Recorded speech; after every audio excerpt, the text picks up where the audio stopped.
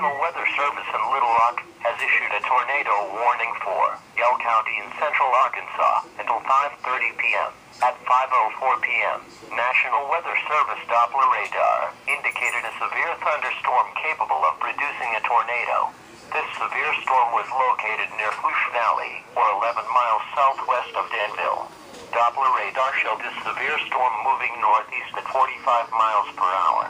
Locations in the path of this dangerous storm include Danville, Plainview, Hetty Jean River Wildlife Management Area, Ola, Mount Nebo State Park, Mosley, Flush Valley, Wing, Walwreck, Rover, Ranger, Mount George, Macedonia, Kingstone, Corinth, Chicala, Centerville, Briggsville.